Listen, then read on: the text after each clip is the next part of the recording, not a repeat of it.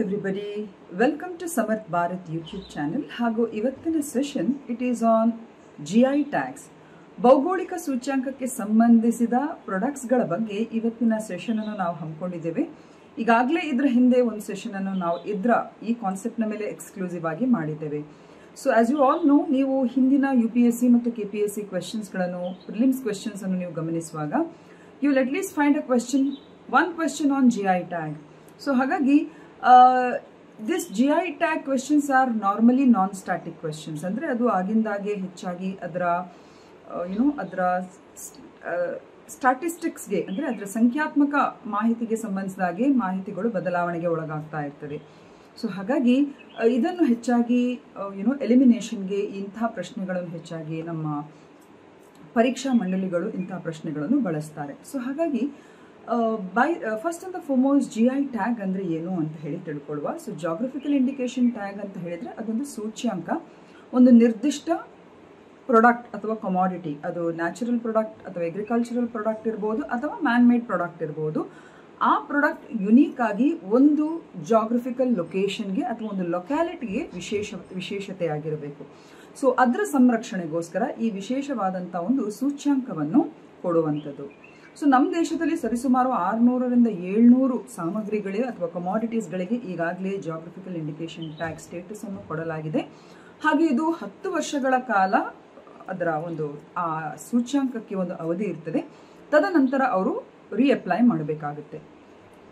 ನೀವು ಗಮನಿಸಿದ್ರೆ ನಮ್ಮ ಇಡೀ ದೇಶದಲ್ಲಿ ಉತ್ತರ ಪ್ರದೇಶ ಅತ್ಯಧಿಕವಾಗಿರುವಂತಹ ಒಂದು ಪ್ರಾಡಕ್ಟ್ಸ್ಗಳಿಗೆ GI ಟ್ಯಾಗ್ ಅನ್ನು ಹೊಂದಿದೆ. ಸರಿಸುಮಾರು 75 products of Uttar Pradesh have been assigned the geographical indication tag.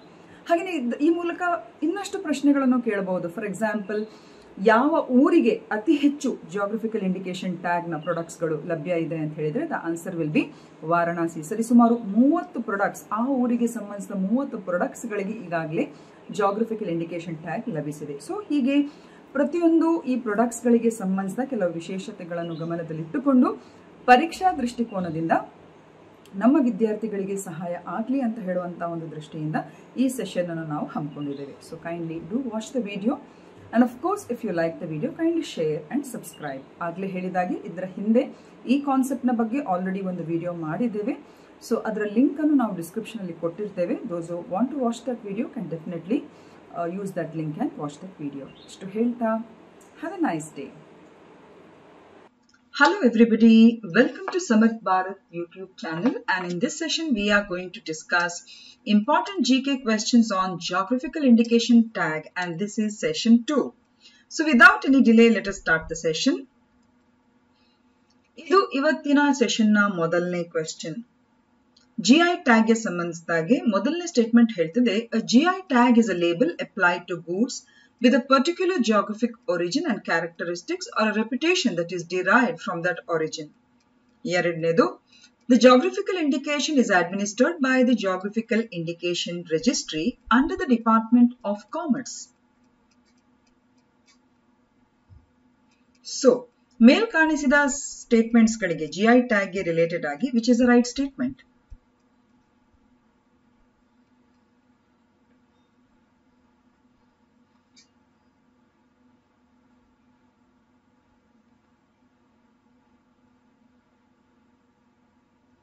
Okay, ಇದಕ್ಕೆ ಸರಿ ಉತ್ತರ ಆಪ್ಷನ್ ಎ. ಅಂದ್ರೆ ಒಂದು ಸ್ಟೇಟ್ಮೆಂಟ್ ಮಾತ್ರ ಕರೆಕ್ಟ್. ಅಂದ್ರೆ ಸ್ಟೇಟ್ಮೆಂಟ್ 1 ಡೆಫಿನೆಟ್ಲಿ ಕರೆಕ್ಟ್ ಆಗಿದೆ.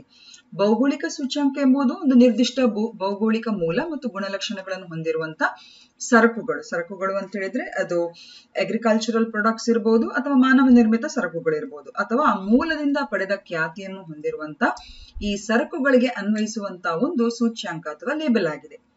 ಆದ್ರೆ ಎರಡನೇ ಸ್ಟೇಟ್ಮೆಂಟ್ ಅಲ್ಲಿ ತಪ್ಪಾಗಿದೆ. ಯಾಕಂದ್ರೆ ದ ಜಾಗ್ರಫಿಕಲ್ ಇಂಡಿಕೇಶನ್ ಟ್ಯಾಗ್ ಅಂತ ಸೂಚ್ಯಾಂಕ ಇದೆಯಲ್ಲ, ಇದು ವಾಣಿಜ್ಯ ಇಲಾಖೆ ಅಲ್ಲ. ವಾಣಿಜ್ಯ ಸಚಿವಾಲಯ ಹೌದು, ಬಟ್ ಇಲಾಖೆ ಯಾವುದು ಅಂತ ಹೇಳಿದ್ರೆ industry promotion and internal trade ಅಂತ ಹೇಳುವಂತ ಈ ಇಲಾಖೆ ಅಡಿ ಇದು ವಾಣಿಜ್ಯ ಮಂತ್ರಾಲಯ ಅಥವಾ ಸಚಿವಾಲಯದ ಅಡಿಯಲ್ಲಿ ಇದು ನಿರ್ವಹಿಸುವಂತ ಒಂದು ಇಲಾಖೆ, ವಾಣಿಜ್ಯ ಇಲಾಖೆ ಅಡಿಯಲ್ಲಿ ಅಲ್ಲ. ಸೊ ಹಾಗಾಗಿ ಈ ಸ್ಟೇಟ್ಮೆಂಟ್ ಇಲ್ಲಿ ತಪ್ಪಾಗ್ತದೆ. ನೋಡಿ, ಇದೇ ರೀತಿ ಕೆಲವು ಸಲ ನಮ್ಮ ಸ್ಟೂಡೆಂಟ್ಸ್ ಅನ್ನು ಕನ್ಫ್ಯೂಸ್ ಮಾಡಿ ಹಾಕ್ಲಿಕ್ಕೆ ಕೆಲವೊಮ್ಮೆ ಡಿಪಾರ್ಟ್ಮೆಂಟ್ ಗಳನ್ನು, ಸಚಿವಾಲಯಗಳನ್ನು ಅದಲು ಬದಲು ಮಾಡಿ ಕೇಳುವಂತ ಒಂದು ವ್ಯವಸ್ಥೆ ಕೂಡ ನಡೀತದೆ. ಸೊ ಹಾಗಾಗಿ ಆ students have to be very careful when selecting the choice. So ಹಾಗಾಗಿ ಇಲ್ಲಿ ಸ್ಟೇಟ್ಮೆಂಟ್ 1 ಮಾತ್ರ ತಪ್ಪಾಗಿದೆ, 1 ಮಾತ್ರ ಸರಿಯಾಗಿದೆ. So you all understood why the statement 2 is wrong. So ಆಗ್ಲೇ ನಾವು ಡಿಸ್ಕಸ್ ಮಾಡಿದಾಗೆ, it is a sign that is used on products that have a specific geographic origin and possess qualities of a reputation that are due to that origin. Statement 1 is definitely correct. ಈಗ GI tags are issued as per the Geographical Indication of Goods Registration and Protection Act of 1999. So ಈ ಕಾಯ್ದೆ ಅನ್ವಯ ಈ ಭೌಗೋಳಿಕ GI tag ಗಳನ್ನು ನೀಡಲಾಗ್ತದೆ ಸಾಮಗ್ರಿಗಳಿಗೆ. ಹಾಗೆ this tag is issued by the tag is issued by the geographical indication registry, which is under the Department of Industry Promotion and Internal Trade, that is under the Ministry of Commerce and Industry. ಈ tag ಅನ್ನು ವಾಣಿಜ್ಯ ಮತ್ತು ಕೈಗಾರಿಕಾ ಸಚಿವಾಲಯದ ಅಡಿಯಲ್ಲಿರುವಂತಹ ಕೈಗಾರಿಕಾ ಉತ್ತೇಜನ ಮತ್ತು ಆಂತರಿಕ ವ್ಯಾಪಾರ ಇಲಾಖೆ ಅಡಿಯಲ್ಲಿ ಈ ಭೌಗೋಳಿಕ ಸೂಚ್ಯಾಂಕ ರಿಜಿಸ್ಟ್ರಿಯನ್ನು ನೀಡಲಾಗ್ತದೆ. ಸೊ ಹಾಗಾಗಿ ಇಲ್ಲಿ ಸ್ಟೇಟ್ಮೆಂಟ್ 2 ಸರಿಯಲ್ಲ. ಸೊ ಈ registry department for promotion of industry and internal trade, which comes under the ministry of commerce and industry, ಅದರ ಅಡಿಯಲ್ಲಿ ಇರುವಂತದ್ದು. ಸೊ ಹಾಗಾಗಿ ಆ ಸ್ಟೇಟ್ಮೆಂಟ್ ಅಲ್ಲಿ ತಪ್ಪಾಗಿದೆ. ಸೊ ಈ ಸರ್ಟಿಫಿಕೇಟ್ ನಮ್ಮ ಒಡಿಸ್ಸಾ ರಸಗುಲ್ಲಾಗೆ ನೀಡಿರುವಂತಹ ಒಂದು ಸರ್ಟಿಫಿಕೇಟ್. ಸೊ ಈ ರೀತಿಯಾಗಿ ಆ ಟ್ಯಾಗ್ ಅನ್ನು ಆಯಾಯ ಪ್ರಾಡಕ್ಟ್ಸ್ ಗಳಿಗೆ ಈ ಸರ್ಟಿಫಿಕೇಟ್ ನ ಮೂಲಕ ಅಥವಾ ಟ್ಯಾಗ್ ನ ಮೂಲಕ ನೀಡುವಂತದ್ದು. ಈಗ ಎರಡನೇ ಪ್ರಶ್ನೆ, ಆಸಾಮಿ ಗಮೋಚಾ ಅಂತ ಹೇಳುವಂಥದ್ದು. So related to Assami gamocha, the statement 1 says the word gamocha is derived from the Asami word ga, which means body, and mocha, which means wipe, which means a towel to wipe the body. ಎರಡನೇದು, ಆಸಾಮಿ ಗಮೋಚಾ has been granted the geographical indication tag. ಇಲ್ಲಿ ಯಾವ ಇಸವಿ ಅಂತ ಏನು ಕೊಟ್ಟಿಲ್ಲ, ಬರೀ ಅಷ್ಟನ್ನೇ ಹೇಳಿದ್ದಾರೆ. So ಆಸಾಮಿ ಗಮೋಚಾಗೆ related ಆಗಿ which are the right statement?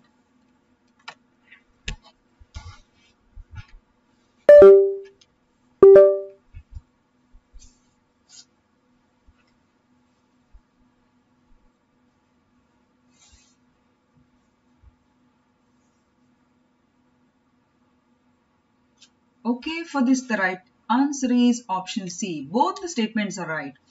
Gamocha ಅಂದ್ರೆ ಆಸಾಮಿ ಭಾಷೆಯಲ್ಲಿ ಗಾ ಅಂದ್ರೆ ಬಾಡಿ, ದೇಹ, ಮೋಚ ಅಂತ ಹೇಳಿದ್ರೆ ಒರೆಸುವುದು ಅಂತ ಅರ್ಥ. ಅಂದ್ರೆ ದೇಹವನ್ನು ಒರೆಸುವಂತ ಒಂದು ಟವಲ್. ಬರೀ ದೇಹವನ್ನು ಒರೆಸುವಂತ ಟವಲ್ ಮಾತ್ರ ಅಲ್ಲ ಗಾಮೋಚ ಅಂತ ಹೇಳಿದ್ರೆ, ಅದು ಅವರ ಸಾಂಸ್ಕೃತಿಕ ಒಂದು ಏನ್ ಹೇಳೋದು, ಸಾಂಸ್ಕೃತಿಕ ಒಂದು ಐಡೆಂಟಿಟಿ ಅಂತ ಹೇಳ್ಬೋದು ಅಸ್ಸಾಮಿನವರಿಗೆ. ಸೊ ಹಾಗಾಗಿ ಈ ಗಾಮೋಚ ಅಂತ ಹೇಳುವಂತ ಮೂಲ ಪದ ಈ ಅರ್ಥದಿಂದ ಹೊರಬಂದಿದೆ. So statement 1 is right. ಹಾಗೆ ಈ ಗಾಮೋಚಾಗೆ ಇತ್ತೀಚೆಗೆ ಭೌಗೋಳಿಕ ಸೂಚ್ಯಾಂಕ ಟ್ಯಾಗ್ ಕೂಡ ನೀಡಲಾಗಿದೆ. ಬಹಳ ವರ್ಷಗಳ ಒಂದು ವೇಟ್ ನ ನಂತರ ಈ ಒಂದು ಪ್ರಾಡಕ್ಟ್ ಗೆ, ಆಸಾಮಿ ಗಾಮೋಚಾಗೆ ಈ ಒಂದು ಟ್ಯಾಗ್ ದೊರಕಿದೆ. ಸೊ ಹಾಗಾಗಿ both the statements are right. So ಚಿತ್ರದ ಮೂಲಕ ನೋಡುವ ವಾಟ್ ಇಸ್ ದಿಸ್ ಗಾಮೋಚಾ ಅಂತ ಹೇಳುವಂತದ್ದು. Okay, so Asami gamocha is a traditional hand-woven cotton towel that is an integral part of Asami culture and tradition. So ಇದು ಅವರ ಕೈಯಿಂದ ನೇಯ್ದ ಹತ್ತಿಯ ಒಂದು ಟವಲ್ ಆಗಿದ್ದು, ಇದು ಅಸ್ಸಾಮಿ ಸಂಸ್ಕೃತಿ ಮತ್ತು ಸಂಪ್ರದಾಯದ ಒಂದು ತುಂಬಾನೇ ಅವಿಭಾಜ್ಯ ಅಂಗವಾಗಿದೆ. It's a rectangular piece of cloth and the towel comes in various colors and designs, and the most popular among them are the ones in red and white with a fullam known as a gamocha design. So ಇದು ಆಯತಾಕಾರದ ಒಂದು ಬಟ್ಟೆಯ ತುಂಡು, ಹಾಗೂ ಈ towel ವಿವಿಧ ಬಣ್ಣಗಳು ಮತ್ತು ವಿನ್ಯಾಸಗಳಲ್ಲಿ ಬರ್ತದೆ. ಮತ್ತು ತುಂಬಾನೇ ಜನಪ್ರಿಯವಾದಂತ ಗಾಮೋಚ ವಿನ್ಯಾಸ ಎಂದು ಕರೆಯಲ್ಪಡುವ ಫುಲಾಮ್ ಹೊಂದಿರುವ ಕೆಂಪು ಮತ್ತು ಬಿಳಿ ತುಂಬಾನೇ ಇದರಲ್ಲಿ ಪಾಪ್ಯುಲರ್ ಆಗಿರುವಂತದ್ದು. So statement 1 definitely correct. ಹಾಗೇನೆ ಈ ಆಸಾಮಿ ಗಾಮೋಚಾಗೆ 2022ರಲ್ಲಿ 2022 ಅಲ್ಲಿ ಇದಕ್ಕೆ GI ಟ್ಯಾಗ್ ಲಭಿಸಿದೆ. And it has gained national and international recognition for its unique design and cultural significance. So ಇದಕ್ಕೆ 2022ರಂದು GI ಟ್ಯಾಗ್ ಲಭಿಸಿದೆ, ಹಾಗೂ ಇದರ ವಿಶಿಷ್ಟ ವಿನ್ಯಾಸ ಮತ್ತು ಸಾಂಸ್ಕೃತಿಕ ಮಹತ್ವಕ್ಕಾಗಿ ರಾಷ್ಟ್ರೀಯ ಮತ್ತು ಅಂತಾರಾಷ್ಟ್ರೀಯ ಮನ್ನಣೆಯನ್ನು ಕೂಡ ಇದು ಗಳಿಸಿದೆ. So statement 2 is definitely correct. So ಇಲ್ಲಿ ನೀವು ನೋಡಬಹುದು, ಇದನ್ನು ಬಿಹು ನೃತ್ಯದ ಸಂದರ್ಭದಲ್ಲಿ ಇಂಥದ ಮತ್ತು ಅವರ ತುಂಬಾನೇ ಸಾಂಪ್ರದಾಯಿಕ ಅಥವಾ ಯಾರಾದ್ರೂ ಗೆಸ್ಟ್ ಗಳಿಗೆ ಏನಾದ್ರೂ ಗಿಫ್ಟ್ ಕೊಡ್ಲಿಕ್ಕೆ ಇಂಥದಕ್ಕೆಲ್ಲ ತುಂಬಾನೇ ಪಾಪ್ಯುಲರ್ ಆಗಿ ಬಳಸುವಂತ ಒಂದು ಟವಲ್ ಇದು. ಸೊ ಇದನ್ನು ಸನ್ಮಾನ ಮಾಡ್ಲಿಕ್ಕೆ ಅಥವಾ ಅವರ ಉತ್ಸವದ ಸಂದರ್ಭದಲ್ಲಿ ಮಹಿಳೆಯರು ಪುರುಷರು ಹಾಕೊಂಡು ನೃತ್ಯ ಮಾಡುವಂಥದ್ದು ಇದೆಲ್ಲ ತುಂಬಾನೇ ಕಾಮನ್. ಸೊ ಬೇಸಿಕಲಿ ಇದರ ಅರ್ಥ ಟವಲ್ ಅಂತ ಹೇಳುವ ಆ ಮಾದರಿಯಲ್ಲಿ ಅದು ಬರುವಂತದ್ದು. ತುಂಬಾ ಪಾಪ್ಯುಲರ್ ಆಗಿರುವಂತದ್ದು ಈ ರೆಡ್ ಮತ್ತು ವೈಟ್ ಡಿಸೈನ್ ಅಲ್ಲಿ ಬರುವಂತ ಗಾಮೋಚಾ ಡಿಸೈನ್. ಈಗ ಮೂರನೇ ಕ್ವೆಶ್ಚನ್, ಲಂಬಾಣಿ ಆರ್ಟ್ ನ ಬಗ್ಗೆ. So Lambani art is a form of textile embellishment practiced by the Lambani or the Banjara community, especially in Karnataka. Eradnedu, it is recognized as a sustainable practice. Third, the Sandur Lambani embroidery has received a geographical indication tag in 2010.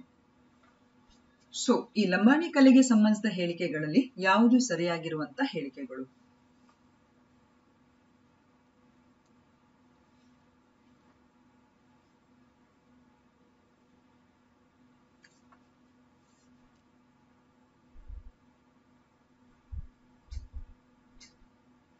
So ಇದಕ್ಕೆ ಸರಿ ಉತ್ತರ option C, ಅಂದ್ರೆ ಎಲ್ಲಾ 3 statements ಗಳು ಕೂಡ ಸರಿಯಾಗಿದೆ.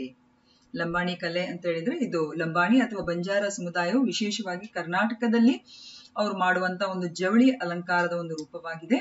ನೋಡಿರ್ಬೋದು ನೀವು, mirror work, thread work, beaded work, ನಾಣ್ಯಗಳನ್ನೆಲ್ಲ ಪೋಣಿಸಿಕೊಂಡು ತುಂಬಾ ಅಂದವಾಗಿ ಅವರ ಒಂದು ಜವಳಿಯನ್ನು ಅವರು ರಚಿಸ್ತಾರೆ. ಹಾಗೇನೆ ಇದೊಂದು ಸುಸ್ಥಿರ ಅಭ್ಯಾಸ ಅಂತ ಹೇಳಿ ಕೂಡ ಗುರುತಿಸಿಕೊಂಡಿದೆ. It is considered as a sustainable practice. ಈಗ ನಿಮ್ಗೆ ಅನ್ಸ್ಬೋದು ಹೇಗಪ್ಪ ಇದು ಸುಸ್ಥಿರ ಅಭ್ಯಾಸ ಅಂತ ಹೇಳಿ, ಅದನ್ನ ನಾವು ಮತ್ತೆ ಡಿಸ್ಕಸ್ ಮಾಡುವ. ಹಾಗೆ ನಮ್ಮ ಕರ್ನಾಟಕ ಭಾಗದ ಈ ಸಂಡೂರ್ ಲಂಬಾಣಿ ಕಸೂತಿಗೆ 2010ರಲ್ಲಿ ಭೌಗೋಳಿಕ ಸೂಚ್ಯಾಂಕ ಟ್ಯಾಗ್ ಕೂಡ ಲಭಿಸಿದೆ. So all the 3 statements are right. So Lambani art is a form of textile embellishment practiced by the Lambani or the Banjara community, which is a nomadic group inhabiting several states of India and also in Karnataka.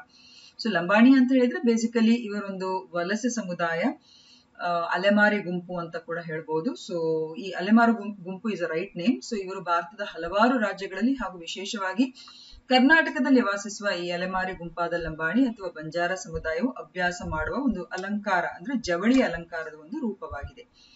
It is recognized as a sustainable practice that works on the principle of recycling and reuse. ಇದು ಮರುಬಳಕೆಯ ತತ್ವದ ಮೇಲೆ ಕಾರ್ಯನಿರ್ವಹಿಸುವಂತ ಒಂದು ಸುಸ್ಥಿರ ಅಭ್ಯಾಸದ ಕಲೆ ಅಂತ ಹೇಳಿ ಗುರುತಿಸಲ್ಪಟ್ಟಿದೆ. ಯಾಕಂತ ಹೇಳಿದ್ರೆ ಇದಕ್ಕೆ ಹಾಕುವಂತ ಬಣ್ಣ ಇರ್ಬೋದು, ಇದಕ್ಕೆ ಉಪಯೋಗಿಸುವಂತಹ ನಾಣ್ಯಗಳು, ಮಣಿಗಳು ಇವೆಲ್ಲ ಹಳೆ ಬಟ್ಟೆಯಿಂದ ಮತ್ತು ಕೆಲವೆಲ್ಲ ಡೈಸ್ ಅಂದ್ರೆ ಕಲರ್ಸ್ ಗಳನ್ನು ಕೂಡ ಫಾರೆಸ್ಟ್ ಪ್ರೊಡ್ಯೂಸ್ ಇಂದ ಇವರು ಕಲೆಕ್ಟ್ ಮಾಡ್ತಾರೆ. ಸೊ ಹಾಗಾಗಿ ಸುಸ್ಥಿರ ಅಭಿವೃದ್ಧಿಗೆ ತುಂಬಾ ಪೂರಕವಾಗಿರುವಂತಹ ಒಂದು ಕಲೆ ಇದು ಅಂತ ನಾವು ಹೇಳಬಹುದು.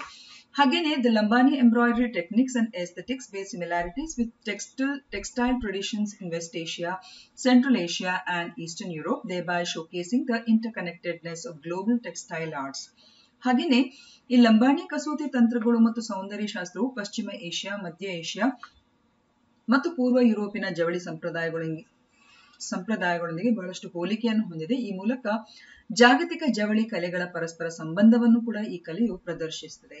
ಹಾಗೆಯೇ ಇದು Sandur Lambani embroidery, a specific type of Lambani art from the Sandur region of Karnataka, has received the geographical indication tag in the year 2010. So ಕರ್ನಾಟಕದ ಈ ಸಂಡೂರು ಪ್ರದೇಶದ ಈ ಲಂಬಾಣಿ ಕಲೆ ನಿರ್ದಿಷ್ಟ ಪ್ರಕಾರವಾದ ಈ ಕಸೂತಿಗೆ 2010ರಲ್ಲಿ ಭೌಗೋಳಿಕ ಸೂಚ್ಯಾಂಕ ಟ್ಯಾಗ್ ಅನ್ನು ಸಹ ಅದು ಪಡೆದಿದೆ. ಸೊ ಹಾಗಾಗಿ ಹೇಳಿಕೆ 3 ಸರಿಯಾಗಿದೆ. So all the 3 statements are right. So ಇಲ್ಲಿ ನೀವು ನೋಡಬಹುದು ಲಂಬಾಣಿ ಕಲೆಯ ಬೇರೆ ಬೇರೆ ಒಂದು ರೂಪಕಗಳು, ಇವೆಲ್ಲ ಮಿರರ್ ವರ್ಕ್, ಗ್ಲಾಸ್ ವರ್ಕ್ ಇದನ್ನೆಲ್ಲ ಇಟ್ಕೊಂಡು ಯಾವ ರೀತಿಯಾಗಿ, ಮತ್ತೆ ಆ ಥ್ರೆಡ್ ಗಳಿಗೆ ಬಳಸುವಂತ ಕಲರ್ಸ್ ಕೂಡ ತುಂಬಾನೇ ಆರ್ಗ್ಯಾನಿಕ್ ಆಗಿರುವಂತಹ ಡೈಸ್ ಗಳಾಗಿರ್ತದೆ. ಹಾಗೆ ಇದರದೊಂದು ವಿಶೇಷ ಅಂತ ಹೇಳಿದ್ರೆ, ಯಾಕಂದ್ರೆ ಈಗಿನ ಮುಂದಿನ ನಮ್ಮ UPSC ಪರೀಕ್ಷೆಗಳಲ್ಲೆಲ್ಲ G20ಯ ಕೆಲವೆಲ್ಲ ವಿಷಯಗಳನ್ನು ಅಲ್ಲಿ ರಿಫ್ಲೆಕ್ಟ್ ಮಾಡುವಂತ ಚಾನ್ಸಸ್ ಉಂಟು. ಸೊ ಇಲ್ಲಿ ನೀವು ಗಮನಿಸಬೇಕು, at the 3rd G20 culture working group in Hampi, Karnataka, the Guinness World Record was set for the largest display of the Lambani items. ಕಳೆದ ಜುಲೈನಲ್ಲಿ 3ನೇ G20 ಕಲ್ಚರಲ್ ವರ್ಕಿಂಗ್ ಗ್ರೂಪ್ ಕರ್ನಾಟಕದ ಹಂಪಿಯಲ್ಲಿ ನಡೆಯಿತು. ಅಲ್ಲಿ ವಿಶೇಷವಾಗಿ ನಮ್ಮ ಈ ಲಂಬಾಣಿ ವಸ್ತುಗಳ ಅತಿ ದೊಡ್ಡ ಪ್ರದರ್ಶನಕ್ಕಾಗಿ ಗಿನ್ನಿಸ್ ವಿಶ್ವ ದಾಖಲೆಯನ್ನೇ ಅಲ್ಲಿ ಸ್ಥಾಪಿಸಲಾಯಿತು. ಯಾಕಂದ್ರೆ ಅಲ್ಲಿ ಈ ಲಂಬಾಣಿ ಐಟಮ್ಸ್ ಅಥವಾ ಲಂಬಾಣಿ ಈ ನೊಮ್ಯಾಡಿಕ್ ಗ್ರೂಪ್ ನ ಸರಿಸುಮಾರು 1755 ವಿವಿಧ ಕರಕುಶಲ ಮತ್ತು ಸಾಂಪ್ರದಾಯಿಕ ವಸ್ತುಗಳನ್ನು ಅಲ್ಲಿ ಪ್ರದರ್ಶನಕ್ಕೆ ಇಡಲಾಯಿತು. It was an effort or an initiative to popularise Lambani art, craft and culture. So ಇದು ಆ ಒಂದು ಅಂತಾರಾಷ್ಟ್ರೀಯ ವೇದಿಕೆಯಲ್ಲಿ ನಮ್ಮ ಲಂಬಾಣಿ ಕಲೆ, ಕರಕುಶಲ ಮತ್ತು ಸಂಸ್ಕೃತಿಯನ್ನು ಜನಪ್ರಿಯಗೊಳಿಸುವಂತಹ ಒಂದು ಪ್ರಯತ್ನ ಅಥವಾ ಉಪಕ್ರಮವಾಗಿತ್ತು. And this initiative is also expected to encourage the participation of Nari Shakti in such cultural activities. ಹಾಗೂ ಇಂತಹ ಒಂದು ವೇದಿಕೆಯು ಸಾಂಸ್ಕೃತಿಕ ಚಟುವಟಿಕೆಗಳಲ್ಲಿ ನಮ್ಮ ದೇಶದ ನಾರಿ ಶಕ್ತಿಯ ಭಾಗವಹಿಸುವಿಕೆಯನ್ನು ಕೂಡ ಪ್ರೋತ್ಸಾಹಿಸುವಂತಹ ಒಂದು ವೇದಿಕೆಯಾಗಿ ಕಾರ್ಯನಿರ್ವಹಿಸಿತು. ಇಲ್ಲಿ ನೀವು ನೋಡಬಹುದು, ನಮ್ಮ ಪ್ರೆಸ್ ಇನ್ಫಾರ್ಮೇಶನ್ ಬ್ಯೂರೋದಲ್ಲಿ ಬಂದಿರುವಂತಹ ಒಂದು ಸ್ಟೇಟ್ಮೆಂಟ್ ಇದು. ಆಗ್ಲೇ ಹೇಳಿದಾಗೆ the third culture working group ಅಂತ ಹೇಳುವಂತ ಈ ಸಭೆ ಏನಿದೆ, ಇದು ಹಂಪಿಯಲ್ಲಿ ನಡೆದಿತ್ತು. ಎಲ್ಲಿ ನಮ್ಮ ಲಂಬಾಣಿ ಕರಕುಶಲ ವಸ್ತುಗಳನ್ನೆಲ್ಲ ಮತ್ತೆ ಅವರ ಜವಳಿ ಬಟ್ಟೆಗಳನ್ನೆಲ್ಲ ಪ್ರದರ್ಶನಕ್ಕೆ ಇಟ್ಟಿದ್ರಲ್ಲ, that was held on July 11, 2023, last year. So ಇದನ್ನೆಲ್ಲ ನಾವು ಲಿಂಕ್ ಮಾಡಬೇಕು. ಹಾಗೆ ನೀವು ನೋಡಬಹುದು, G20 delegates also participated in a yoga session at the Hazararama temple in Hampi. So ಈ ರೀತಿಯ ಕೆಲವೆಲ್ಲ ವಿಶೇಷ ರೀತಿಯ ಸಾಂಸ್ಕೃತಿಕ ಚಟುವಟಿಕೆಗಳೆಲ್ಲ ನಡೆದಿರುವಂತ ಬಗ್ಗೆ ಪರೀಕ್ಷೆಗಳಲ್ಲಿ ಕೇಳುವಂತ ಚಾನ್ಸಸ್ ಇದೆ. ಈಗ ಲಂಬಾಣಿ ಆರ್ಟ್ ನ ಸಿಗ್ನಿಫಿಕೆನ್ಸ್ ಏನು, ಓಕೆ, ಅಂದ್ರೆ ಹೇಗೆ ಅದು ಸಸ್ಟೈನೇಬಲ್ ಅಂತ ಹೇಳಿಸಿ, ಒಂದು ಈ ಮಾರ್ಜಿನಲೈಸ್ ಕಮ್ಯುನಿಟೀಸ್ ಅನ್ನು ನಾವು ಸರಿಯಾದ ರೀತಿಯಲ್ಲಿ ಸಬಲೀಕರಣಗೊಳಿಸಬೇಕು. We have to empower the marginalise communities like this Lambanis. The contribution to the economic of the country. ನಮ್ಮ ಈ ಕರಕುಶಲ ವಸ್ತು ಅಥವಾ ಜವಳಿ, ವಿಶೇಷ ಈ ರೀತಿಯ ಜವಳಿ ಪ್ರದರ್ಶನದಿಂದಾಗಿ ಆರ್ಥಿಕತೆಗೂ ಕೂಡ ಒಳ್ಳೆ ರೀತಿಯ ಅದು ಕೊಡುಗೆಯನ್ನು ಕೊಡ್ತದೆ. It preserves rich cultural traditions in line with the constitutional provisions. It can also contribute to improving the biodiversity of the region as indigenous fibers are required, native plant dyes are used, locally sourced materials are preferred. ನೀವು ಇಲ್ಲಿ ಗಮನಿಸಬಹುದು, ಅಲ್ಲಿ ಅವರು ಆ ನೂಲಿಗೆ ಹಾಕುವಂತ ಬಣ್ಣಗಳಿರ್ಬೋದು, ಇದೆಲ್ಲ ಹೆಚ್ಚಾಗಿ ನಾರುಗಳಿಂದ ಹೆಚ್ಚಾಗಿ ಅದನ್ನು ರಚಿಸ್ತಾರೆ. ಅಲ್ಲಿ ನೀವು ನೋಡ್ಬೋದು ಶೆಲ್ಸ್ ಗಳನ್ನು, ಮಣಿಗಳನ್ನು, ಕುಸೂತಿ ಕೆಲಸಗಳನ್ನು, ಇಂಥದನ್ನೆಲ್ಲ ಅವರು ಆ ಜವಳಿ ಜೊತೆ ಸೇರ್ಪಡೆಗೊಳಿಸುವಾಗ ನಾರಿನ ಮೂಲಕ ಅದಕ್ಕೆ ಹೊಲಿಗೆ ಮಾಡ್ತಾರೆ. ಹಾಗೇನೆ ಡೈ ಕೂಡ ಅಷ್ಟೇ, ಡೈ ಅಂದ್ರೆ ಅದಕ್ಕೆ ಬಳಸುವಂತ ಬಣ್ಣಗಳು ಕೂಡ ಅಷ್ಟೇ ಆರ್ಗ್ಯಾನಿಕ್ ಆಗಿದ್ದು ನಮ್ಮ ಸ್ಥಳೀಯ ಸಸ್ಯ ಮರಗಳಿಂದ ಸಿಗುವಂತ ಒಂದು ಡೈಸ್ ಗಳಾಗಿರ್ತದೆ. ಹಾಗೇನೆ ಎಲ್ಲ ಲೋಕಲಿ ಸೋರ್ಸ್ಡ್ ಮೆಟೀರಿಯಲ್ಸ್, ಇವೆಲ್ಲ ನಮ್ಗೆ ಸ್ಥಳೀಯವಾಗಿ ಸಿಗುವಂತ ಪದಾರ್ಥಗಳನ್ನು ಅಥವಾ ಅಂಶಗಳನ್ನು, ವಸ್ತು ಸಾಮಗ್ರಿಗಳನ್ನು ಬಳಸ್ಕೊಂಡು ಈ ವಿಶೇಷ ರೀತಿಯ ಒಂದು ಜವಳಿಯನ್ನು ಅವರು ರಚನೆ ಮಾಡ್ತಾರೆ. ಸೊ ಹಾಗಾಗಿ ಇದೊಂದು ಸುಸ್ಥಿರವಾದಂತಹ ಒಂದು ಅಭ್ಯಾಸ ಅಂತ ಹೇಳ್ಬೋದು. That is why the Lambani fabric or embroidery is a sustainable practice which works in the principle of recycle and reuse. ಹಳೆ ನಾಣ್ಯಗಳಿರ್ಬೋದು, ಹಳೆಯವರ ವಸ್ತುಗಳು ಅಥವಾ ಕೆಲವೆಲ್ಲ ಈ ಒಂದು ಸೌಂದರ್ಯ ಸಾಮಗ್ರಿಗಳು ಎಲ್ಲವನ್ನೂ ಕೂಡ ಈ ತಮ್ಮ ಜವಳಿಯಲ್ಲಿ ಅವರು ಪುನರ್ ಉಪಯೋಗಿಸುವಂತ ಪ್ರಯತ್ನವನ್ನು ಮಾಡ್ತಾರೆ. No fabric or material is wasted in the process. ಮತ್ತು ಹಳೆಯದು ಕೆಲವೆಲ್ಲ ವೇಸ್ಟ್ ಆಗಿರುವಂತ ಜವಳಿಗಳನ್ನು ಕೂಡ ಅವ್ರು ಏನ್ ಮಾಡ್ತಾರೆ ಅಂತ ಹೇಳಿದ್ರೆ ಅದನ್ನು ಪುನಃ ಕಟ್ ಅಂಡ್ ಪೇಸ್ಟ್ ಮಾಡಿ ನೀಟಾಗಿ ಪುನೊಮ್ಮೆ ಹೊಸ ರೀತಿಯ ಜವಳಿಗಳನ್ನು ಅವರು ರಚನೆ ಮಾಡ್ತಾರೆ. ಸೊ ಇದು ಒಂದು ರೀತಿ ಸಸ್ಟೈನಬಲ್ ಪ್ರಾಕ್ಟೀಸ್ಗೆ ಒಂದು ಒಳ್ಳೆ ಉದಾಹರಣೆ ಅಂತ ಹೇಳ್ಬೋದು. That is Lambani art. Okay, ಈಗ 4ನೇ ಪ್ರಶ್ನೆ. ಇಲ್ಲಿ 3 ಸ್ಟೇಟ್ಮೆಂಟ್ಸ್ ಗಳಿವೆ ಪುನಃ GI ಟ್ಯಾಗ್ ಗೆ ರಿಲೇಟೆಡ್ ಆಗಿ. The geographical indication tag is governed under the Agreement on Trade-related aspects of intellectual property rights, that is TRIPS, at the World Trade Center. Second statement, the GI certification is only extended to agricultural products and not non-agricultural products. Third, globally China leads in GI registrations, closely followed by Germany anta ide. So, ಮೇಲ್ ಕಾಣಿಸಿದ statement ಗಳಲ್ಲಿ ಸರಿಯಾಗಿರುವಂತಹ statement ಯಾವುದು? ಇಲ್ಲಿ ತಪ್ಪಾಗಿರುವಂತ statement ಯಾವುದು ಅಂತ ಕೇಳಿದ್ದಾರೆ ಅಂದ್ರೆ which are the wrong statements ಅಂತ ಕೇಳಿದ್ದಾರೆ. So you have to select the wrong statement. ಎಷ್ಟು ತಪ್ಪಾಗಿದೆ?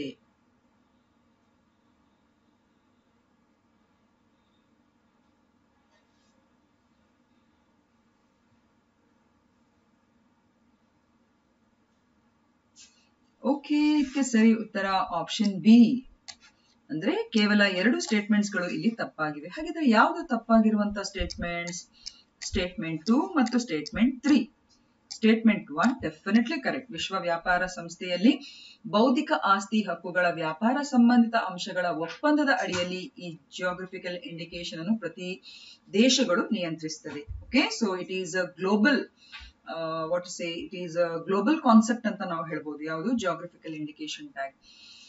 ಆದ್ರೆ ಎರಡನೇ ಸ್ಟೇಟ್ಮೆಂಟ್ ಇದೆಯಲ್ಲ, ದಟ್ ಈಸ್ ರಾಂಗ್. ಯಾಕಂದ್ರೆ ಈ ಜಿಐ ಪ್ರಮಾಣೀಕರಣವನ್ನು ಕೇವಲ ಕೃಷಿ ಉತ್ಪನ್ನಗಳಿಗೆ ಮಾತ್ರ ವಿಸ್ತರಿಸುವಂತದಲ್ಲ, ಕೃಷಿಯೇತರ ಉತ್ಪನ್ನಗಳಿಗೂ ಕೂಡ ವಿಸ್ತರಿಸಲಾಗಿದೆ. So it is wrong.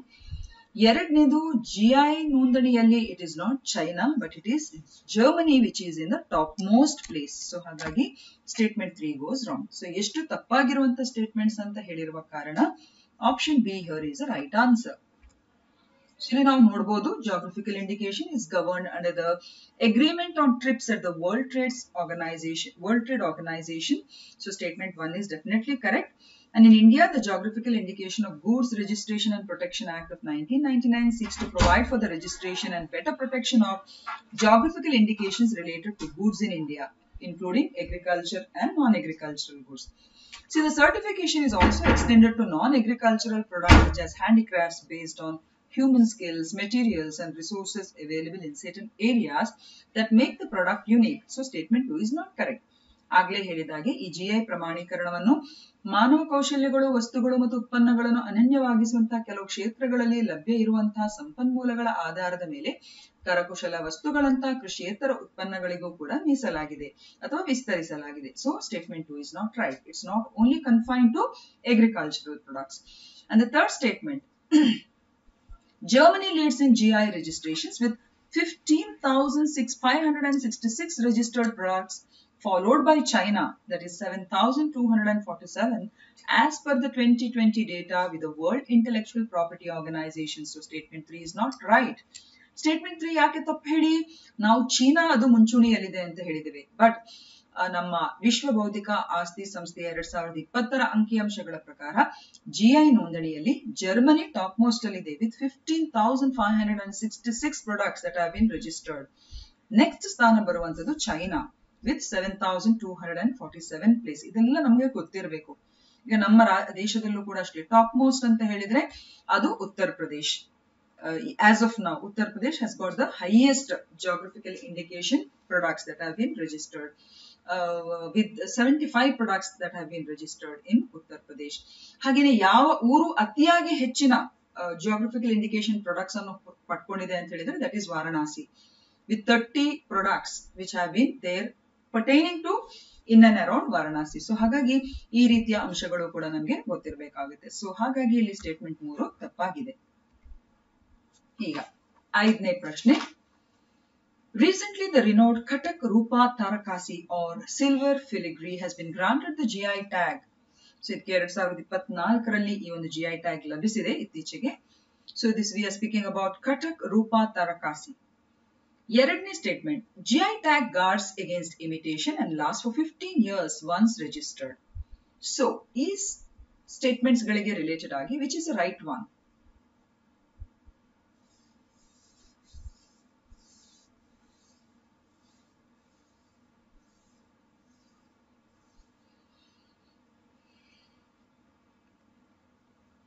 Okay, for this the right answer is option A.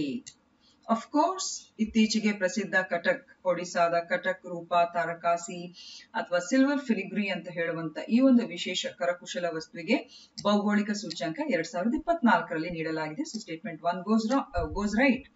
ಆದ್ರೆ ಜಿಐ ಟ್ಯಾಗ್ ಅನುಕರಣೆಯ ವಿರುದ್ಧ ರಕ್ಷಿಸ್ತದೆ, ಹೌದು. ಆದ್ರೆ ಒಮ್ಮೆ ನೋಂದಾಯಿಸಿದ ನಂತರ ಅದು 10 ವರ್ಷಗಳವರೆಗೆ ಅದರ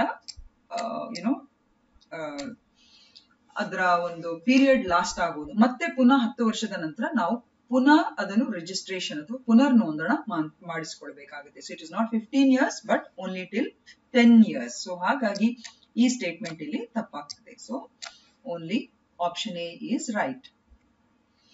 ಓಕೆ, ಸೊ ಪ್ರಸಿದ್ಧ ಕಟಕ್ ರೂಪ ತಾರಕಾಸಿಗೆ ಭೌಗೋಳಿಕ ಸೂಚ್ಯಂಕ ಇತ್ತೀಚೆಗೆ 2024 ರಲ್ಲಿ ನೀಡಲಾಗಿದೆ. ಹಾಗೂ dating back to the ancient Mesopotamia where the filigree adorned jewelry as early as 3500 BC. Its journey to Katak, potentially via Persia and Indonesia, speaks volumes about the cultural exchange through maritime trade routes. So ಕ್ರಿಸ್ತಪೂರ್ವ 3500ರಷ್ಟೇ ಹಿಂದೆಯ ಈ ಫಿಲಿಗ್ರಿ ಆಭರಣಗಳನ್ನು ಅಲಂಕರಿಸಿದ್ದ ಈ ಪ್ರಾಚೀನ ಮೆಸೊಪೊಟೇಮಿಯಾಗೆಲ್ಲ ಅದು ಹಿಂದಿನದು. ಪರ್ಷಿಯಾ ಮತ್ತು Indonesia ಮೂಲಕ ಕಟ್ಟಕ್ಕೆ ಅದರ ಪ್ರಯಾಣವು ಕಡಲ ವ್ಯಾಪಾರ ಮಾರ್ಗಗಳ ಮೂಲಕ ಸಾಂಸ್ಕೃತಿಕ ವಿನಿಮಯದ ಬಗ್ಗೆ ಆಗಿನ ಕಾಲದಲ್ಲಿ ಇದು ಬಹಳಷ್ಟು ರಿಫ್ಲೆಕ್ಟ್ ಆಗ್ತದೆ ಅಂತಲ್ಲಿ ನಾವು ಹೇಳ್ಬೋದು. ಫಿಲಿಗ್ರಿ ಅಂದ್ರೆ ಏನು? It's a form of intricate metal work used in jewellery such as gold and silver. So filigree ಎಂಬುದು ಚಿನ್ನ ಮತ್ತು ಬೆಳ್ಳಿಯಂತ ಆಭರಣಗಳಲ್ಲಿ ಬಳಸುವಂತ ಒಂದು ಸಂಕೀರ್ಣ ಲೋಹದ ಒಂದು ಕೆಲಸದ ಒಂದು ರೂಪವಾಗಿದೆ. ಹಾಗೂ GI tag is a label used on products linked to a specific geographical area, ensuring only authorized users from that region can use the product's name. It guards against imitation and lasts for 10 years once registered. So statement 2 is not right. ಯಾಕೆ ಅಲ್ಲಿ ನಾವು ಅದನ್ನು 15 years ಅಂತ ಹೇಳಿದ್ದೇವೆ. So please ನೆನ್ಪಿಡಿ, GI tag ಎಂಬುದು ಒಂದು ನಿರ್ದಿಷ್ಟ ಭೌಗೋಳಿಕ ಪ್ರದೇಶಕ್ಕೆ ಲಿಂಕ್ ಮಾಡಲಾದ ಉತ್ಪನ್ನಗಳ ಮೇಲೆ ಬಳಸುವಂತಹ ಒಂದು ಲೇಬಲ್ ಆಗಿದ್ದು ಅಥವಾ ಒಂದು ಸೂಚ್ಯಾಂಕವಾಗಿದ್ದು, ಆ ಪ್ರದೇಶದ ಅಧಿಕೃತ ಬಳಕೆದಾರರು ಮಾತ್ರ ಈ ಉತ್ಪನ್ನದ ಹೆಸರನ್ನು ಬಳಸಬಹುದು ಎಂದು ಇದು ಖಚಿತಪಡಿಸುತ್ತದೆ. ಇದು ಅನುಕರಣೆಯಿಂದ ಆ ಸಾಮಗ್ರಿಯನ್ನು ರಕ್ಷಿಸುತ್ತದೆ ಮತ್ತು ಒಮ್ಮೆ ನೋಂದಾಯಿಸಿದ ನಂತರ 10 ವರ್ಷಗಳವರೆಗೆ ಮಾನ್ಯತೆ ಇರ್ತದೆ. ಮತ್ತೆ ಮಗದೊಮ್ಮೆ ಅದನ್ನು ಪುನರ್ ನೋಂದಣಿ ಮಾಡ್ಕೊಬೇಕಾಗುತ್ತೆ. ಸೊ ಹಾಗಾಗಿ ಹೇಳಿಕೆ 2 ಇಲ್ಲಿ ಸರಿಯಲ್ಲ. ಸೊ ಈ ಫಿಲಿಗ್ರಿಗೆ ರಿಲೇಟೆಡ್ ಆಗಿರುವಂತ ಕಟಕ್ ರೂಪ ತಾರಕಾಸಿಗೆ ರಿಲೇಟೆಡ್ ಆಗಿರುವಂತಹ ಜ್ಯುವೆಲರಿಯನ್ನು ನಾನು ಇಲ್ಲಿ ಜಸ್ಟ್ ನಿಮ್ಮ ಇನ್ಫಾರ್ಮೇಶನ್ ಅಂದ್ರೆ ಯಾವ ರೀತಿಯಾಗಿ ಇರ್ತದೆ ಅಂತ ಹೇಳಿಬಿಟ್ಟು ಇಲ್ಲಿ ನಾನು ಪ್ರೆಸೆಂಟ್ ಮಾಡಿದ್ದೇನೆ. So it's just a file photo of Cuttack Rupa Tarakasi ornaments. So ಇದಿಷ್ಟು ಇವತ್ತಿನ ವಿಶೇಷ my dear students. So thank you for watching. Hope so this session 2 on geographical indication products have been proved helpful for your examination preparation anta ankondiddene. So keep watching and have a nice day.